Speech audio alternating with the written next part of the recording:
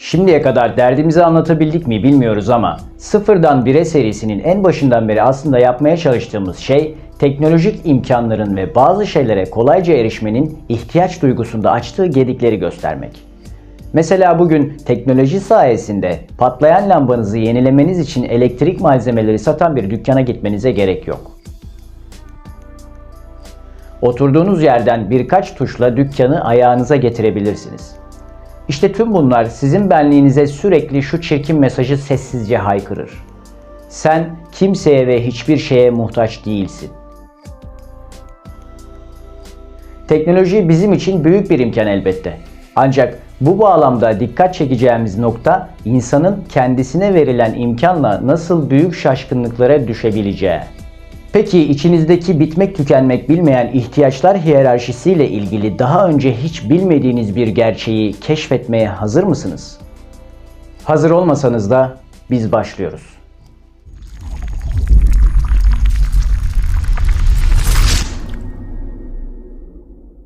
Sıfırdan Bire serisinin +1. bölümünün 2. kısmıyla karşınızdayız. Bir önceki videomuzda size bu videoda başka bir konuyla karşınızda olacağımızı söylemiştik.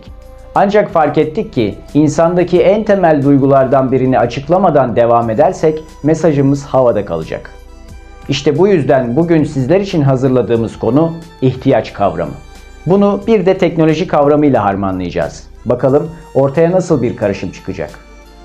Serinin başından beri pek çok kez bahsettik. Bir yanda kıyametin ön gösterimi olan Nuh tufanı, diğer yanda kıyametin ta kendisi. İkisinin arasındaki temel fark ise tufan sonrasında çok az şeyin hayatta kalması. Sebepleri ise neredeyse birebir aynı. Büyük imkanlar elde eden insanoğlunun muhtaciyetini unutması. Ancak bir şeyi neden unuttuğumuzu anlamak, onu neden hatırlayamaz ya da anamaz hale geldiğimizi anlamaktan geçiyor. Peki insan birini veya bir şeyi neden hatırlar veya anar? Biraz düşündüğümüzde anlıyoruz ki insan ancak ihtiyaç duyduğu şeyi hatırlayıp anıyor. Bazen eski bir dostu arar gözler, keşke yanımda olsaydı dersiniz. Bazen de aşeren bir anne adayında görürüz, içindeki muhtacın lazım olanı annesinin hatırına düşürmesini. Ama ne olursa olsun, ister anlık ister ömürlük, adını andığımız, hatırımıza düşen ne varsa ona muhtacız. Bir düşünelim. Hepimiz günlük hayatımızda defalarca kez tecrübe etmişizdir. Halihazırda sahip olduğumuz birçok imkanın ellerimizin arasından kayıp gitmeden değerini anlamıyoruz. Tabii ki bu her şey ve herkes için geçerli değil. Bazı ihtiyaçlar var ki ömürde bir defa giderildiğinde bir daha ölene kadar ona ihtiyacımız yok. Peki sürekli ihtiyacımız olanlar? Öyle ihtiyaçlarımız var ki biz onlara hep muhtacız. Ancak bir kez giderildiğinde ihtiyacımızın tamamen ortadan kalktığı yanılgısına kapılıyoruz. Şimdiden uyaralım.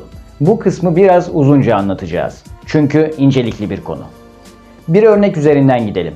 Diyelim ki geceleri ders çalışmak istiyorsunuz ve odanızda lamba yok.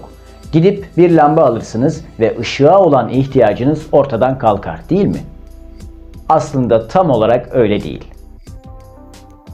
Örneğe dikkatlice bakalım. Bizim lambaya olan ihtiyacımız lamba patlayana ya da arızalanana kadar sona erdi. Ancak bize aydınlığı sağlayacak olan araç ışığa olan sürekli ihtiyacımızı sona erdirmedi. Yani lamba edinmemiz hava her karardığında aydınlığa duyduğumuz ihtiyacı ortadan kaldırmadı. Daha anlaşılır olması için şöyle bir cümle kuralım. Lambayı yaktım, artık aydınlığa ihtiyacım yok. Herhalde cümlenin saçmalığını izaha gerek yok. Ama fark ettiniz mi? Aslında lamba yanarken bile aydınlığa ihtiyacımız var.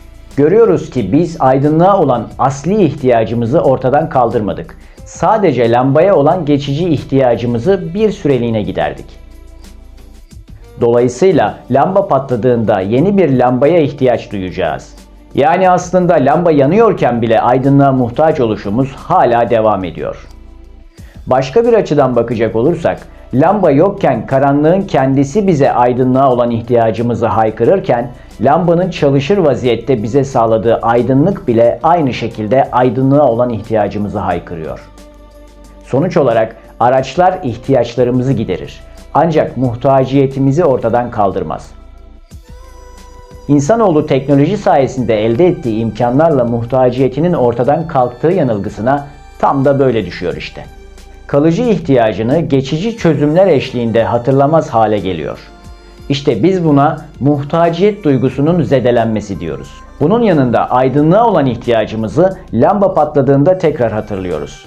Geçici olan lamba imkanının kayboluşuna üzülüp asıl ihtiyacımız olan aydınlığı göremiyoruz. Çünkü aydınlığı yalnızca lambadan biliyoruz. Bahsettiğim örnek üzerine inşa edebileceğimiz diğer bir durum ise şu.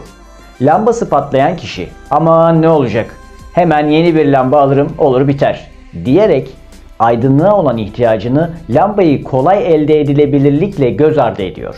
Yani araca kolay erişim, amaca muhtaç değilim şeklinde yalancı bir hisse dönüşüyor. İşte tam burada en başta bahsi geçen "sen kimseye ve hiçbir şeye muhtaç değilsin" diyerek insanın kendine söylediği en büyük yalanlardan biri ortaya çıkıyor. Bu psikoloji ise sizin muhtaç olma duygunuzu minimize ederek büyük planda kendinizden daha büyük bir güce olan muhtaciyetinizi inkar etmenize neden oluyor. Tabii bu konuda uyanık olmazsanız. Bu durumun benliğinizdeki en büyük etkisi ise kibir olarak ortaya çıkıyor. İhtiyacınızı anlık şekilde gideren imkanlarınızla asıl muhtaç olduğunuz şeyi unutur ya da görmezden gelirseniz, bu düşünceyle eğer muhtaç değilim derseniz, Kur'an-ı Kerim'deki şu ayete muhatap olabilirsiniz. Estaizu billah, bismillah. El-yevme tuczevne azâbel hûni bimâ kuntum tekulûne alallâhi gayrel hakkı ve kuntum an âyâtihi testekbirûn. Sadakallâhul azîm. Melekler onlara Allah hakkında gerçek dışı sözleriniz ve onun ayetlerini kibrinizle inkar edişiniz yüzünden bugün aşağılayıcı bir azapla cezalandırılacaksınız dediklerinde onların halini bir görseydin. Nuh tufanını daha önce uzun uzadıya işledik. Nuh kavminin kendi dönemi itibariyle dünyadaki tek kavim olduğu tufanın kapsamından çıkarılabilir. Bu topluluğun elde ettiği büyük teknolojik imkanlar sebebiyle imkanı bahşedene olan muhtaciyetlerini unutmaları, anmak ve hatırlamak demek olan Allah'ın zikrine yanaşmamaları topyekün helaka maruz kalmalarının ana sebebi. Aynı şekilde Allah'ın zikrinin yeryüzünden silinmesiyle kıyametin gerçekleşmesi aynı duruma işaret ediyor. Sonuç olarak bir kişinin ferdi anlamda Allah'ı unutması kendi felaketi ve kıyameti olurken, belli bir kavmin unutması o kavmin kıyameti olan helakı, çok az sayıdaki bir topluluk hariç diğer herkesin unutması tüm dünyayı saran kıyamet gibi bir tufanı, istisnasız herkesin unutması ise kıyametin kendisini getiriyor. Peki ama bizi kıyamete sürükleyecek teknolojik gelişmeler hangi sahalarda ve ne seviyede olacak? Bunların cevabını da serimizin diğer videolarında paylaşacağız. Ve bugün mucize sayılacak olayların normal karşılanacağı bir devre yolculuk yapacağız. Kıyameti getirenlerden çok kavuşma anını hasretle bekleyenlerden olmak dileğiyle. Kalın sağlıcakla.